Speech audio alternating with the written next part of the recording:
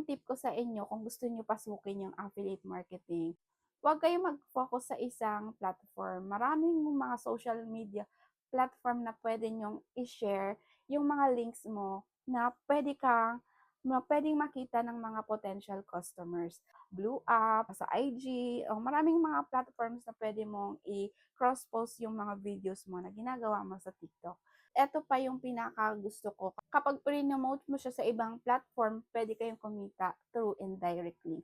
So, para maintindihan niyo, indirect link, eto for example ha, nag-promote ako nitong product, tapos nakita ni customer yung link ko sa may comment section, nag-click siya dito sa may perfume, pero hindi niya binili yung perfume na clinic niya, hindi niya binili yung product ko na pino-promote.